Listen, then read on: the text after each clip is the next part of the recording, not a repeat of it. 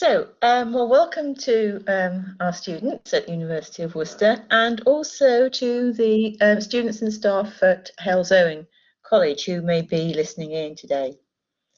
I'm Dr Tricia Connell at the University of Worcester, and I'm about to interview Rachel Edwards, the author of Darling, which was her debut novel in 2018. The novel has been variously described as one of the best psychological thrillers of 2018, a Brexit thriller, a suburban tragedy, and writing in a similar spirit to Lima Shriver's We Need to Talk About Kevin. Likewise, Rachel has name appeared on various top reading lists, such as in the Metro nominated Darling as one of the best books by a BME writer of 2018. The Observer named Rachel as one of the most promising British first-time novelists of 2018. Bonadine Evaristo included Rachel in her top 20 list of recent writing by Black women writers in 2020. Just to give you a little bit of a biographical background, Rachel takes great delight in being born on 3 continents at once, to quote. She's born to a Jamaican mother and a Nigerian father, and her own birthplace was Truro in Cornwall. More broadly, Rachel identifies as a Black British author, a Sunday Times columnist, a wife and stepmother, a London-loving resident of the Shires, a now wistful Europhile, and a die-hard soul fan.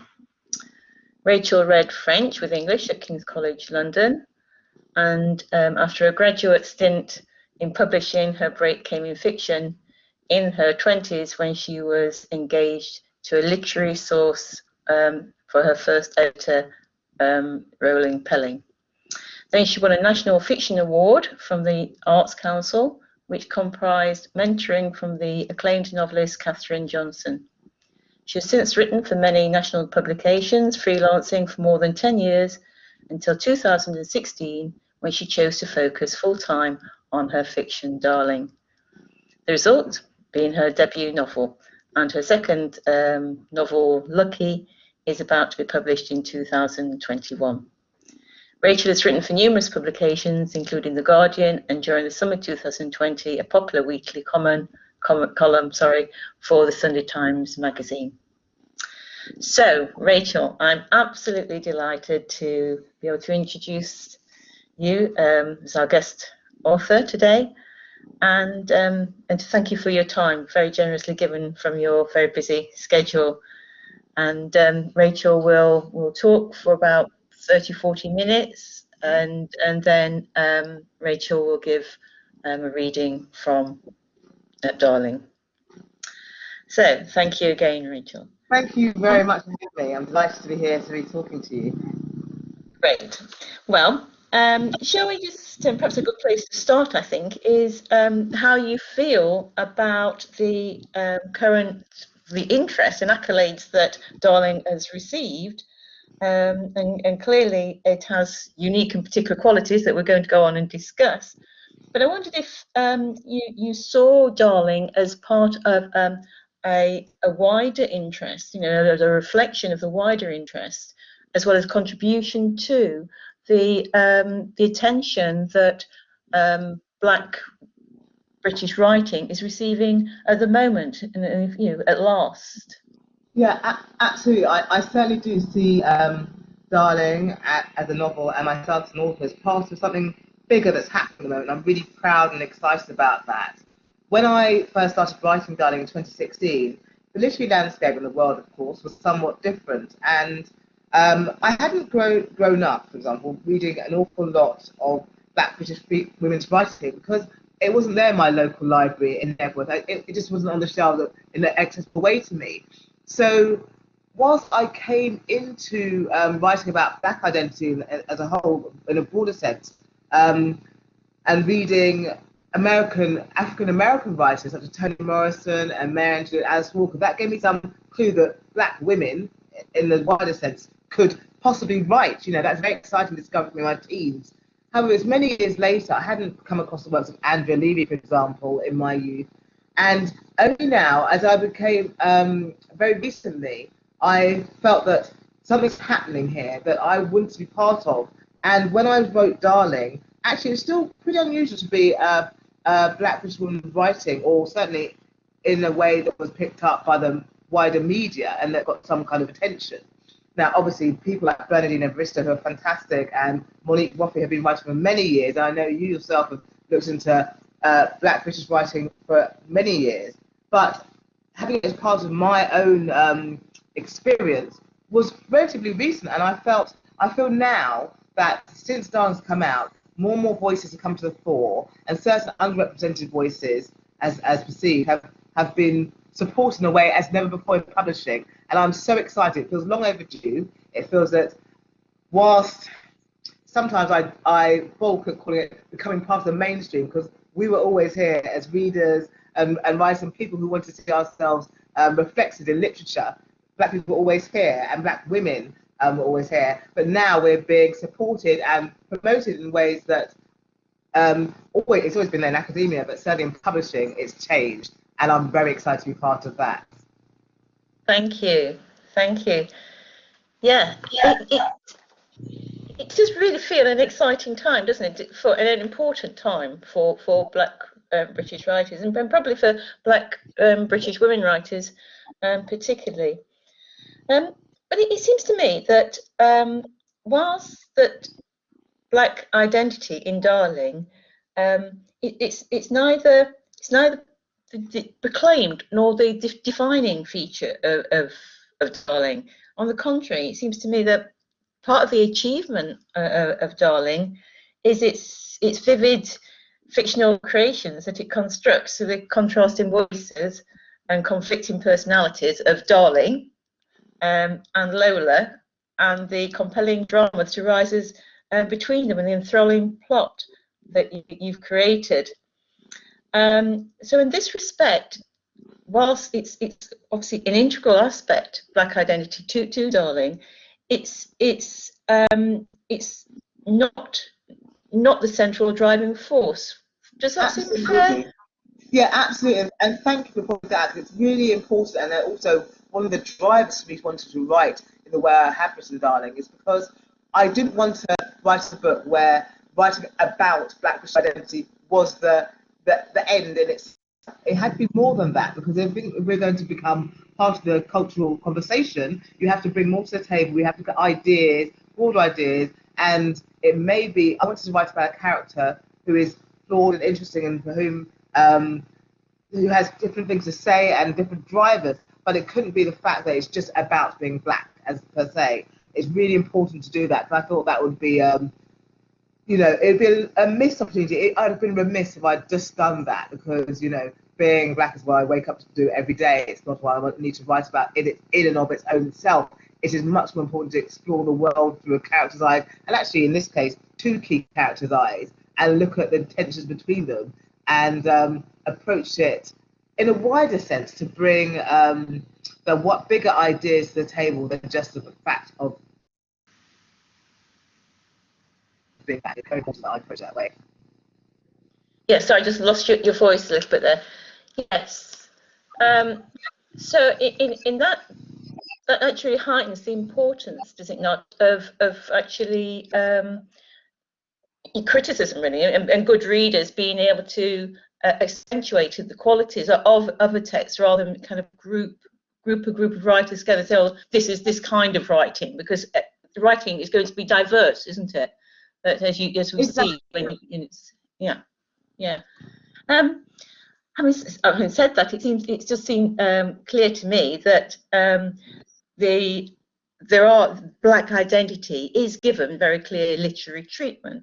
For example, it's very obviously in the eponymous character Darling herself, the use of intertextuality, references to Richard de Venice, references to Harper Lee's Kill a Mockingbird, for example, and the implicit references. The use of dialect through Darling and imagined memory of her mother, or interjecting. The ironic use of stereotypes, such as the image of the Jamaican mother and the use of food as a comfort, Jamaican food, which Darling interestingly takes on, doesn't she? She's not actually interested in food or Caribbean food, but she actually takes that on and starts researching it. That's right. I felt, sorry. I just going to give you a whole list of all the things, more and more things, like the black hair, and then troubling, of course, and the actual racist encounters that are actually brought outside directly into the fireplace, in front of in the home, aren't they? They actually brought in, and so there's lots of ways that black identity is given that literary treatment through the conventions and treatment of it. That's absolutely right. I wanted to explore black identity through the story rather than setting out my story and saying, this is what it is to be a black woman. I wanted the story to unpack that and look at some of the experiences that have been true, yes, to my own experiences, to those of my family. But it's important for example, as you say, to look at some of the, I think I didn't want to, I was very, very keen not to write a stereotype. That is important, critically important. I would rather have not written the book than written whatever a stereotype is perceived to be, because that is what those with racist outlook do. They say a black person is like this. But what I wanted to do is bring to the fore some of the very true and uniquely black British experiences, black British female experiences that I wanted that I didn't feel had been represented in fiction in a way that I could identify with or that was very familiar to me. So absolutely the idea of the communication with a mother through food, and yet the idea that somehow this, because I was, as you said, born in Truro, I'm a black British woman, but while food, I love food, and while it's always a part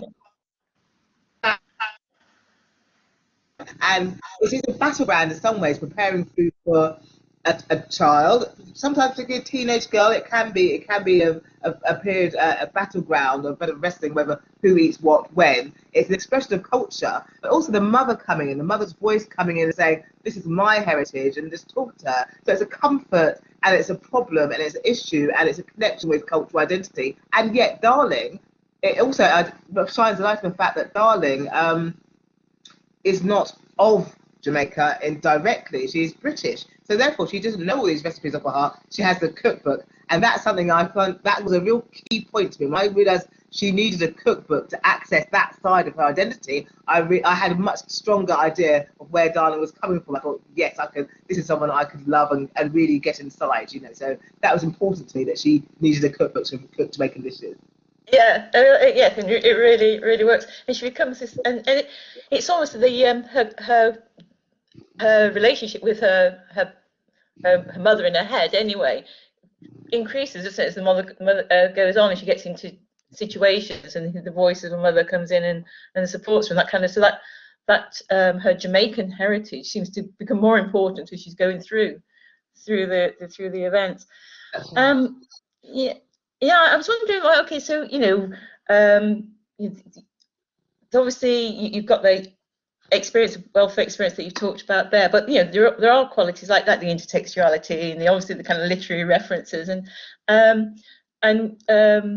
you've written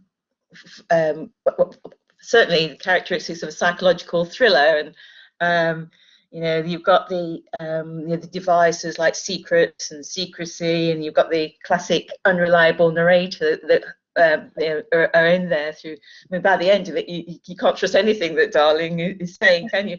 At all. But and that emerges. And I just wondered if you could tell us a little bit about your own reading, your interest in literature, and where these came from, really, in terms of how you put them together to form it. Absolutely. Well, like most authors, I was a very keen reader from a young age and read widely, and my influences come not only from the kind of English literature, I suppose, I experienced it in the 70s and 80s and growing up, but also some French literature as well. And I think when a debut, you are kind of overwhelmed. When you feel driven to write a novel, to the extent I was overpowered, had this overwhelming urge to write and add my voice and write Darling. And then you always want to put everything of great importance to you, because you don't know you're going to get a chance to write another novel, and it's massively important that you bring all your strongest and most powerful ideas to the fore, which are true for right for that story. Then I explored the idea of, for example, with Darling and Lola, I wanted to look at some of my earliest influences, I suppose, which most of us can identify with, which is those of fairy tales, the wicked stepmother trope. I mean, that is something that's been picked up, and it's quite obvious from the reading of it and the text. Everyone knows how stepmother's perceived. Now, it wasn't initially conscious, but then quite soon I thought this is an interesting area to explore, and that was, I suppose, one of my first earliest literary influences, with the Brothers Grimm and Hans Christian Andersen, and the idea of this vulnerable and yet comely daughter, and the jealous and perhaps murderous stepmother, and all these ideas I want to explore as one aspect. Then there were more complex and later influences, such as Vladimir Nabokov's Lolita. Now, she's not called Lola for no reason, and I wanted to look at the discomfort, some of the questions that book brings out, and also, and leave some of them unanswered as well. So to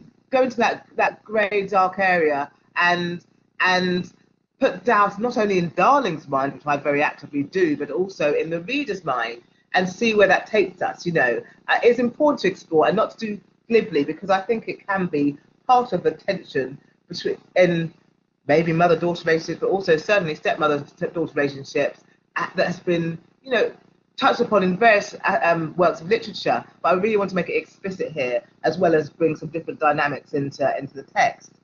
And then there were some more obvious tropes that I was influenced by from quite a young age. For example, the first book I got to choose myself when I went to Foyle's bookshop with my late father. It's my only trip to London I can really remember it on my own. I'm one of 4 children, and I was allowed to wander the shelves of Foyle's and pick out a book. I picked Jane Eyre. It was a very slim leather-bound volume, and I absolutely loved it. And it had a huge influence on me. And the power of that yearning for love. I think that's yearning, although it gets twisted here, and I look at not just romantic love, but a learning for filial love, maternal love, and how maternal love can play out and walk and twist in different ways, and also how it can come through to change our actions. That aspect of looking for love and the search for love, which is well documented throughout literature, is something I think will always have an impact on whichever books I write. And certainly with the factor in Darling, it brought her to look for Thomas, which was a catalyst for lots of the action, but it also influenced her relationship with Lola. She very much needs Lola to love her, which is a tragedy in itself, really.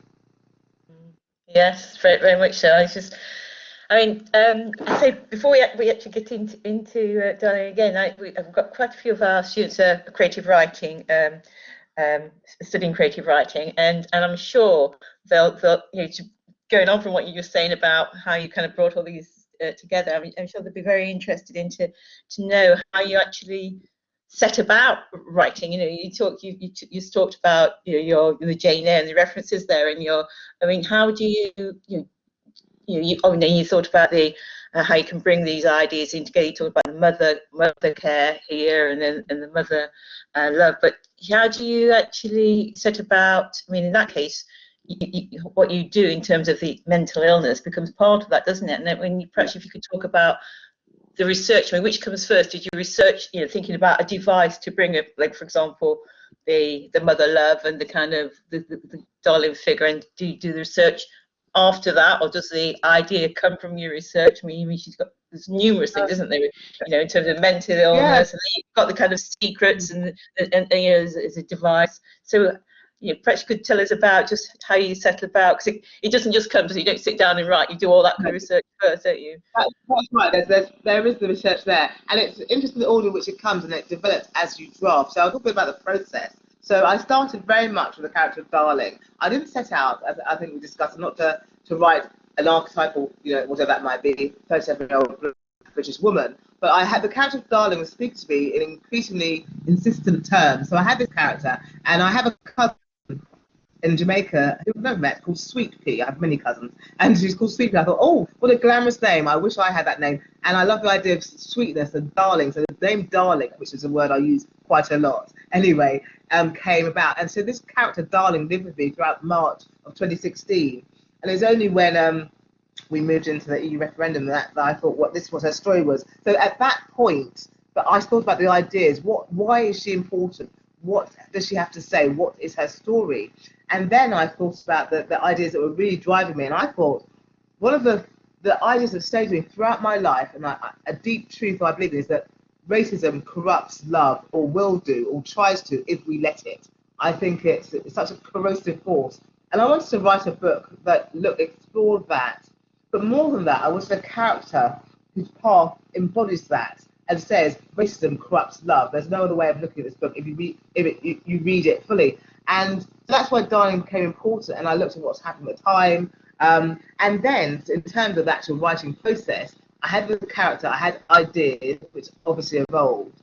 And then I wrote a skeleton structure. So I know people have very complex ways of plotting, and there's many thrillers. People put post-it notes all over the wall and draw these complex maps. For me, I can just keep really simple. I want to be guided by the characters themselves. I wanted to have a fully immersive experience of writing. So I didn't want to say this A follows B follows C and that will be it. I didn't want it to be like it would be writing an article as I had done freelancing, for example. I wanted it to be a very different experience. And I thought that would bring greater truth to the novel. So what I did was write a short paragraph for about 12 chapters. I knew it would be longer or shorter, and a paragraph to say this is roughly what I think happens to Darling. And then Lola became gradually more important. She spoke up louder and louder until I thought, oh no, she needs to have her own chapters. She needs to have her own voice too. This is where it's going to work. It can't be Darling talking about Lola. We need it coming both ways, and with that polarization. And that's when the book really starts to happen, actually, because it's that two-handed, those dual voices, that dual narrative that brought it into life. So once I had that, then I wrote in Lola's mind, and I wrote in Darling's mindset. So I had this kind of mental tussle going on, and these two voices speaking very strongly to me in first person. And that's when it took off. But I had to the skeleton plot gave me confidence, and it's a starting point from which I knew I would deviate hugely, but it gave me confidence as a debut novelist to then explore and experiment and hit delete and get it wrong. But I had this skeleton, and it changed hugely, and the ending changed.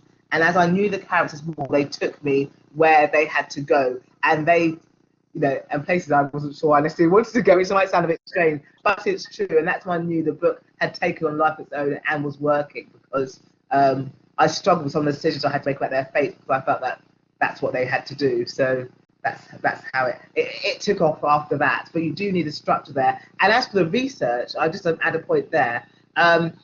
Writing about the medical issues or the social issues or any aspects like that, I did research them carefully, and I found it very important not to include, for example, any medical conditions that arose as entertainment. I mean, I have had a moral obligation to look at it properly, to get the facts right, whilst it wasn't.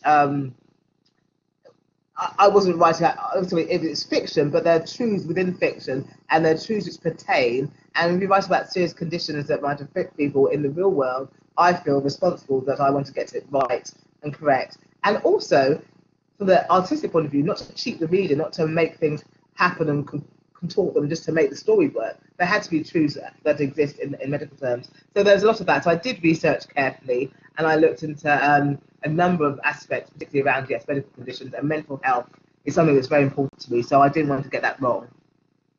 Yes, and that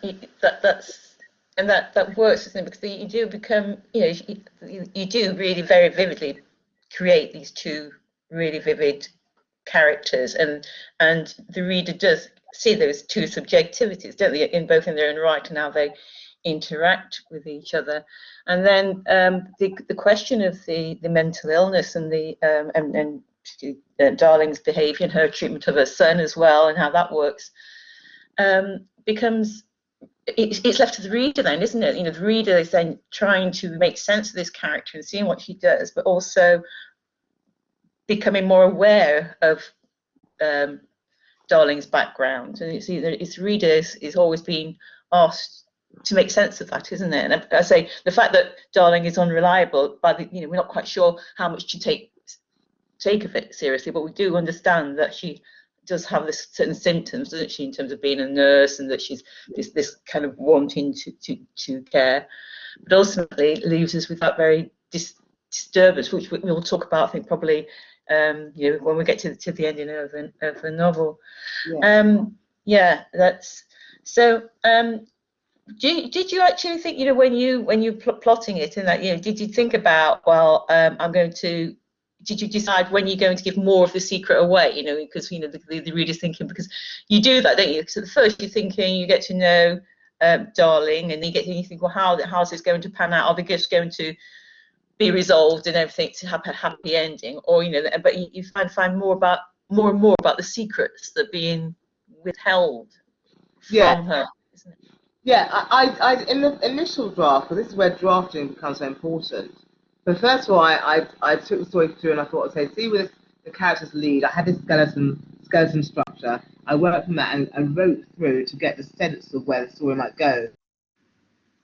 And then it did change enormously after that. I never realised until after writing Darling how important drafting is to any author, really. I think in a book that weaves through ideas and story and delivers a satisfying ending, but also carries the ideas through to their proper conclusion. So I didn't want to just insert bits of action here and there to make it significant to the plot, or to the time of secrets is very important. The time of revelation of secrets is important, and the pacing is essential. But you need to do that when you really get inside the character's skin, and that might not happen straight away when you're writing them down. So you need to draft and redraft. And I've changed things. So something I may have revealed something too early, and so I've moved it within the writing process.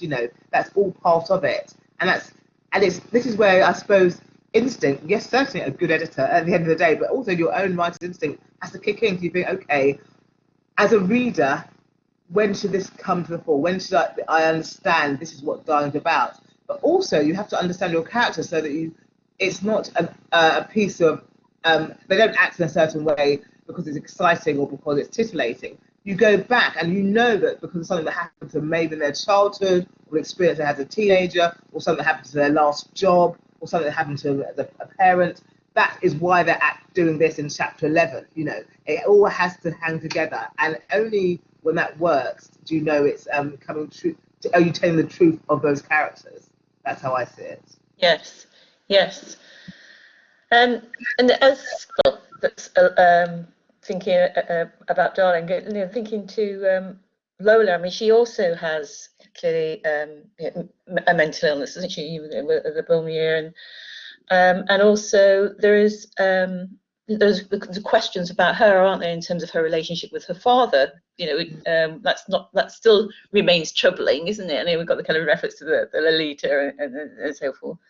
And she's, on one hand, she's a young child who's been bereaved of a mother, and so to some extent she's going to be jealous of probably anyone coming in, and she, we change in our feelings towards Lolita, before Lola, as we go through, don't we? That she, especially in her relationship with Stevie, and we see her as a very vulnerable character.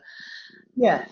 It's almost like we come to like Lola more than we kind of start kind of feeling more troubled about Darling, don't we? Working that way. I wanted the reader at one level to be wrong-footed, but more than that, I wanted to show the two opposing sides, and also how difficult issues can be viewed from different perspectives. I thought to give the due to the importance of those issues, you have to really show the different sides and how it's not always easy. You can stand in one corner.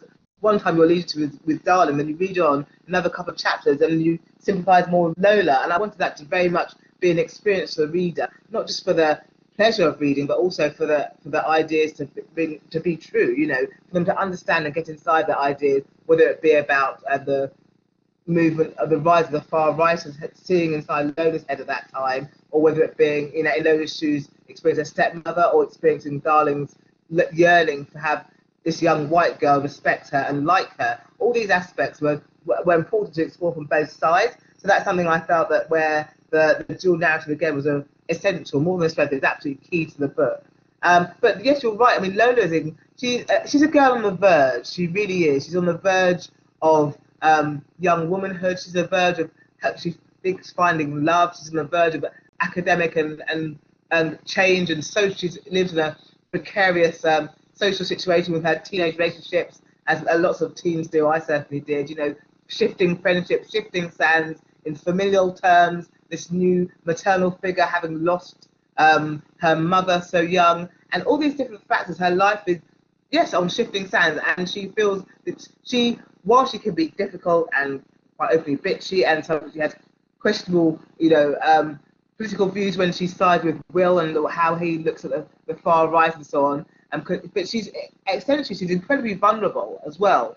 And I started off in the first draft. I think I was looking at Lola as a bit more of a cipher. She's a bit more of a the difficult stepdaughter. And as I grew to know her, and I loved her, I felt incredibly protective of her actually, and I struggled with what her fate would be, and actually, and how it pan out for her. And not as an author, but also maybe as someone who's going to raise children, not necessarily, but I think that was a key. I struggled with where I was going to take Lola, but then she and Darling decided where that had to go. I don't want to give any spoilers, but difficult. I found it difficult to write, as some people might find it difficult to read. I did find it difficult, and I think it needs to be the way it was. But yes, Lola is incredibly vulnerable, and she's a complicated young woman. But some people imagine that I identify more with Darling for obvious reasons than Lola. But actually, I also was a teenage girl. I also had, I was raised by one parent at one stage of my life. We've had these struggles. I've had struggled with body issues and so on. So I think that whether I won't say I'm pouring myself into both characters, but I do think there are elements of all of it. You can identify with Lola and Darling. I'm not all in camp Darling, as it were. Yeah, no, that makes sense. And I mean, still going concentrating on Lola for a moment. About the racism, I was saying it brings it. I mean, she brings it in, doesn't she, from the leaflets and from the relationship with Will, and her condoning the racism, really, doesn't she? In terms of that. And Ben, so there's one thing again. We think about her age and vulnerability. Nonetheless, she is involved in that. And you talked earlier about racism is about kind of killing love, which I think is really interesting. But you also you talk elsewhere. You talked about how conflict is actually a fuel for your creativity. And it's a very powerful point, isn't it? How you, again, doing this through the characters, this actually, we experience how Lola is to some extent reasoned with by Will in terms of racist behaviour, and she kind of condones that, and we see how that affects Darling. So we're actually having to confront that, as part of, again, through the characters, don't we? That's right, and I wanted to very much, they have the saying that you should, show not tell. I wanted to show how racism is a huge, it's a barrier. It's a barrier to relationships comes to fruition.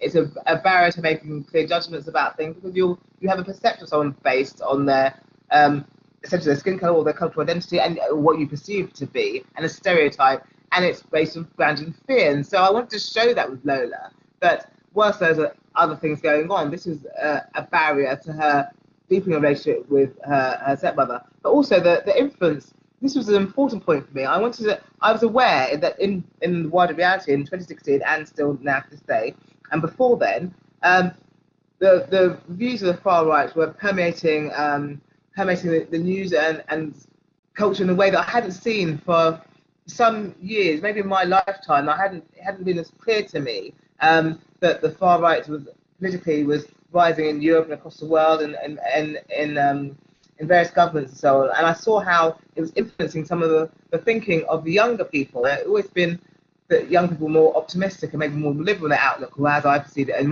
the years that I was growing up. And the 90s, when I was at university, were a time of mixed culture. I was in London. It's very diverse and very mixed, and it's quite an optimistic time. And I felt that maybe not just my own perception of around the time that you've referendum, but that time felt it is a darkening time politically for me. And I want to look at it through our young people, which are our hope and the future soul. And I want to see how that was affecting her, but in a real way, not to say that Lola is a bad person, therefore she thinks this way, but the fact that she's struggling herself. She's trying to define herself as a person and her own identity, and she's influenced by this charming, handsome young man as she sees it, and she's trying to work it out for herself by this person who's come to her life that she resents. And race is an angle that she looks at, but I wanted to really explore how young people have been actively targeted by some of these far right groups as well. That it's very much reality. I needed to discuss that in Darling. Yeah, and I think one of the things between Lola and Darling, it's like this kind of scales, but for me anyway, when the deciding thing is more about how they again treat Stevie. I mean, Lola comes to, I mean, she actually recognises Stevie, doesn't she? And she kind of sees him as an ordinary child and saves him, you know, in terms of he isn't, and she has a kind of a really nice relationship with this Stevie. And the other image is Darling, for all her nurturing and care. I mean, she actually abuses Stevie, doesn't she? Not only through her, whether she's got this mental illness or whether she's kind of developed it or not, but for actually leaving him for her own purpose when he wets himself and she takes him out, and absolutely awesome. So in a way, the kind of I say she kind of goes on you resolve. I mean, she resolves and redeems anything that she's done. Really, Lola, doesn't she? Absolutely. Not down. So that and then of course when we get to the ending, because there's nothing. I mean, at the end, there's no happy ending here. In fact, quite the opposite. It's like all, and at first thinking, well, I hope, in a way, you're thinking, well, I hope it's not going to be a kind of happy ending to begin with, or is it just going to be resolved? But actually, it's not only not happy, but it's a tragic ending, and the reader's left with this really disturbed sense of, well, we talk about in terms of social realism. It's out there thinking, well, is this a reflection of the wider society? That we've dealt with the characters, and we've got there, but we've got the family as really a very troubled place, haven't we? Here, and when we've got what happens next, haven't we? We've got where is it? And just to what extent can the ending of the novel be a part of a reflection of the troubles in wider society? Particularly kind of in terms of that. Yeah, absolutely. I want to leave it open, as you say, it's a troubling ending, and that is consciously so. I reviewed the ending as the characters' stories and truths developed as I wrote them. The ending shifted, and then it became this. I didn't want to twist for twist's sake. It was a page-turning type of novel, but it wasn't about twisting it. It was about leaving an ending that asked questions and left things open, left doors open. And I thought that was really important. I didn't want it to be pat and tied up. It did reflect what was going on at the time. I mean, it feels like a lot's happened since, as we know, but at that time I was writing, I wrote it very fast in 2016, and 8 months, and then some edits. And at that time, it was a very troubled time. That's why I reflect, Trump being voted in and what's going on politically. So yes, I did want to reflect it in that way. But the family is essentially a microcosm of our society as I saw it at the time. It really is. It's pushing and pulling and polarized and difficult, and there are dark things in there. So that is one of it, certainly. I think that's the truth. That I think that I wanted to look at how I felt about size and time, and not to be pessimistic, but just to reflect certain questions that were arising, and to see how the reader themselves place themselves within that, and with their shifting judgment that's shifted throughout the book and their changing allegiances. At the end of it, I want to leave it open and say it comes back to the central idea of the book, which is that racism corrupts love. That's not enough to say that. I've been saying that my whole life to people. Why is racism bad? Well, it's a corrupted force. To show it, this is my golden opportunity to show it in the book. There had to be, Darling and her actions had to be corrupted by the impact of racism and so on, and as did the other characters. That was really important to show that, and that's why the ending is dark and twisted in the way it is. Yes, and ultimately, it is the reader. The reader is left with those provoking questions. There's like you said, it is showing and not telling, and there's that sense of unease. So in one sense, or what you've seen there can be a wider reflection of what's happening outside. Well, we explored an awful lot there, and thank you very much for that, wonderful kind of opportunity that I'm sure my creative writing colleagues are going to be, they can pay me later for all the kind of emphasis that you put on drafting as well. So really, can I hand it over to you to kind of give us some reading? I know you've chosen a couple of pieces, 2 or 3 pieces to read, and really can't wait to hear what you've chosen and why, really.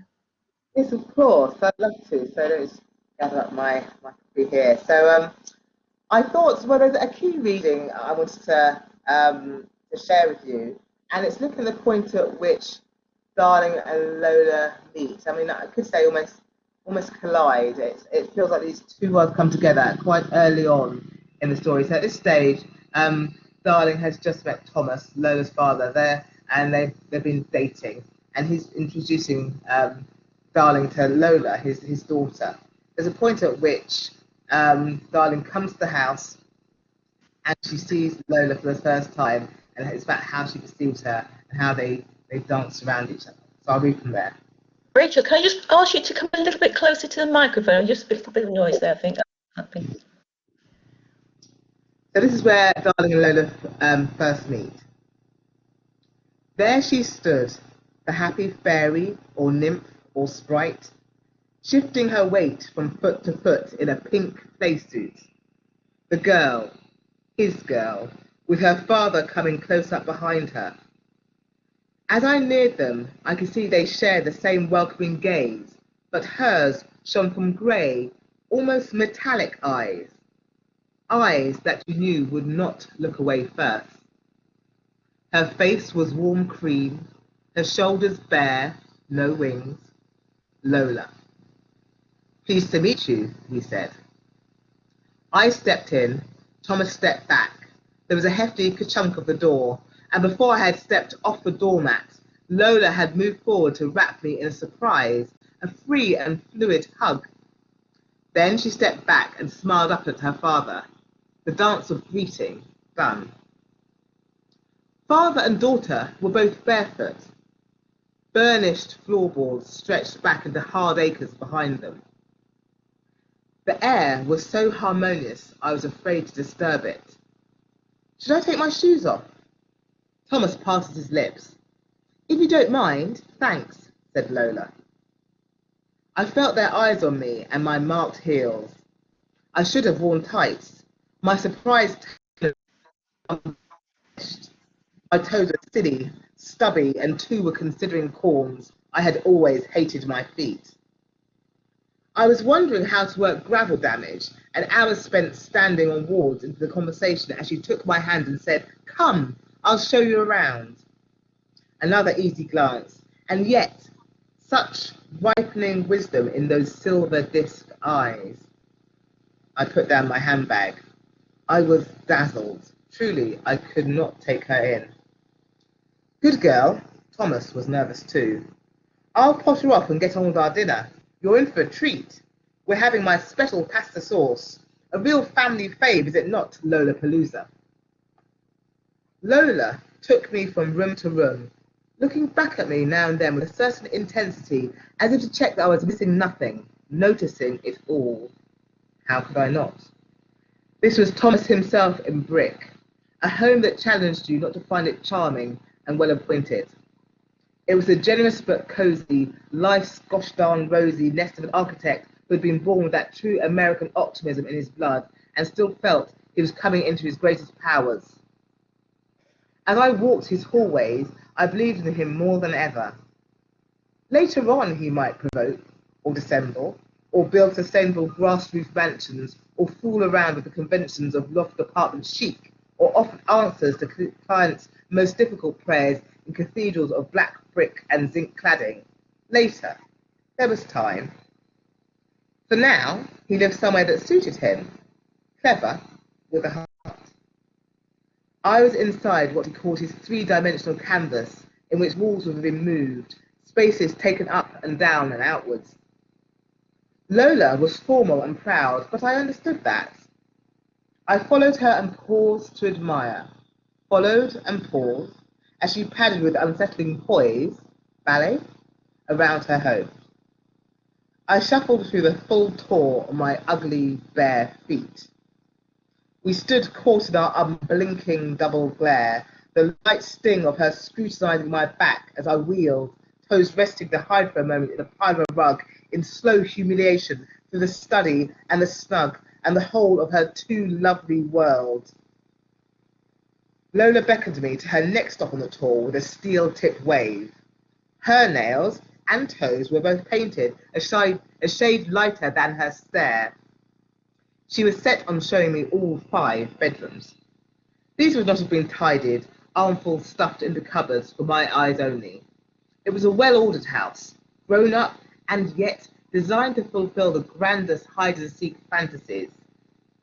By the time we went from her room to the attic, up the secondary doll's house stairs, behind a Narnia door, I kid you not, which they had almost thought about converting, not her dad, they, I wanted to say, okay, yes, I get it.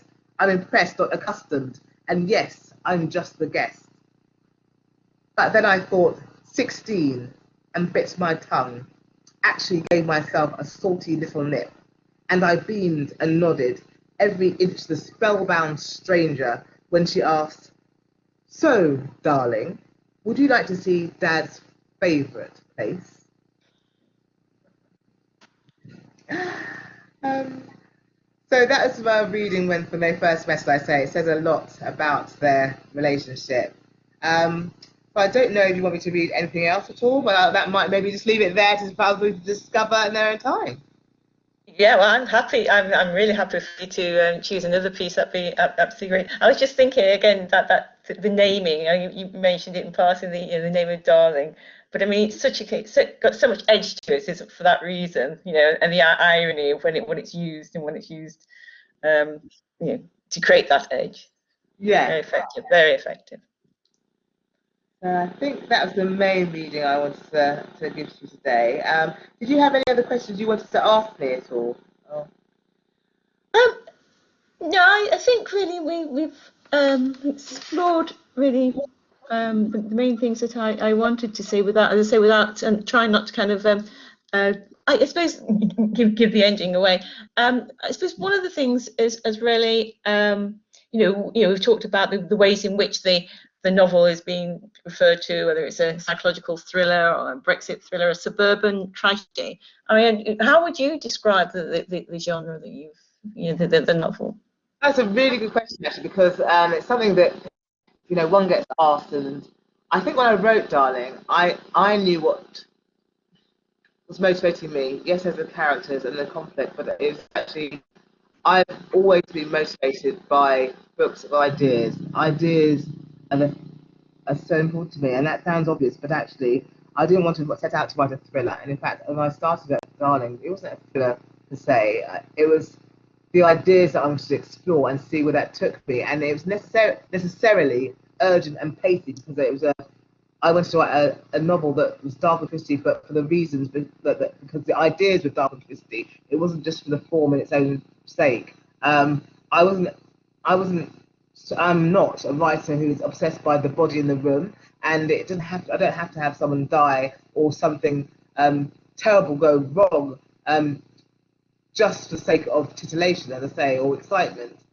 Here, the ideas are dark and twisty. These are times that provoked me into writing my debut novel very fast and very urgently, and therefore that comes out, I think, in the pace and the page-turning aspects of the book. So it can be said to be maybe accessible literary fiction. Some people might read it as a thriller in its own right, which I'm very happy with. I don't complain about that, but I do think it's the ideas behind it that drove me to write it, and that are integral to really understanding what the book's about. Yes, I mean the idea. The two things there is, well, the bit you just read out. I mean, and what we've just been exploring about the significance of the ending in terms of social realism and its wider implications. But there are the gothic element to it, isn't it? In terms of going down in the cellar, being locked in the cellar, and he's an architect, and it's kind of the bedrooms, of various places that she's been taken into. And so again, it's that all that you're saying is that wider extension about the society, what it's saying about society. And then you've got the idea of the suburban, the idea of the suburban tragedy is quite an interesting one as well, isn't it? Because that it's actually shifting. It's not from the metropolis here; that it's shifting into the suburbs, and the suburbs are classically or traditionally don't feature very prominently in literature, do they? So you've got the kind of, and then you've got the kind of the suburban situation. Then you've got the idea of although it's an important time, there is an increasing number of Black British writers writing. The still kind of not a dearth exactly, but certainly very limited amount of Black British characters, aren't there? I thought it's really important it's so interesting you mentioned the suburban aspect, which I'd almost not forgotten about, but I thought it's such an integral part of Darling and also part of the way I grew up. I wasn't proper rural life. I was in Hertfordshire, kind of London overspill, but I didn't have an urban experience. And I wanted to write about people on the verge, people on the edge, people on the edge of life to a certain extent. And when I was in my teenage disillusioned years, I thought where I was my Newtown, Hertfordshire, I thought that's kind of the edge of life. London was real life, And I wanted to write these characters who weren't having this urban experience that everyone perceives Black people to have all the time. That was really important to me. So I think there are some great, I talk about African American writers and that experience. There's great writers who talk about being in London, in Brixton, and in Black communities. But I wanted to write about a Black British character who'd been really taken not out of the community entirely, but wasn't in what would be perceived as a stereotypical Black space. So she wasn't in London, she wasn't in Birmingham. She was somewhere betwixt and between. That was really important to me. So that suburban life, that I did being in between and also maybe on the margins of certain aspects. It's very important to her character. It's part of defines who she is. And also loads of frustrations. She wasn't in some cool scene. She's betwixt and between as well. Both of them are trying to find their place in the world. And the suburbs have there's some really interesting writing that I think I've read in like Hannah Qureshi and so on about people writing about the suburbs and who are not of the white middle class background that some other characters and authors are. So I wanted to explore that really as a key part of Darling. Yes. Yes, again, it's that kind of that boundaries, isn't it? Again, that boundaries and that, and again, going back to the reader, that ultimately, it's not like fiction. There's fiction and a social reality that they're on the continuum, aren't they? This is a social reality. This is actually happening in the novel. You're deciding, and you're seeing that, you're experiencing that. There's no kind of that doesn't happen to me. The fact that it's on the margins and it's in the home. Absolutely, and, that's so true. No, that's absolutely the case. That's how I perceive it. Yeah. Well, it works. So it works very well. So congratulations. Thank you very much. On that. And can't wait to kind of get to get hold of Lucky next. It's on its way. So I'm sure that'll be it. It's such a shame that we've had to record this and it's not live because I know the students will be kind of bursting to ask your questions. So I really thank you for your generosity and reaching out to them and being open to take their questions subsequently. So thank you. I'll thank you on behalf of the students. I do mean that. I mean, matesregisters.com, as you know, is my website, and if anyone wants to ask me about the text or about other aspects of writing broadly, any of your creative writing students as well, anyone who's interested in that, feel free to drop me an email, and I will reply certainly. Just maybe remind me where that say that you're at University of Worcester or a college and a Haldane College, and just let me know that you want to get in touch, and I'll definitely get back to you. Yeah. That's incredibly generous, and thank you very much indeed. Thank you for your taking your time to answer the questions. I say we feel very privileged for that and for the reading as well. So absolutely fantastic. Thank you very much indeed, Rachel. It's been an absolute pleasure. Thank you very much for having me. You're welcome. I hope to see you again, and I hope to see you, actually in the real, as it were, in the real world. Please invite me to come. I'd love to come along in person and meet you and meet some of your students. That'd be absolutely fantastic. Please ask me. Thank you very much. Thank you. Bye. Okay, I'll just turn this off.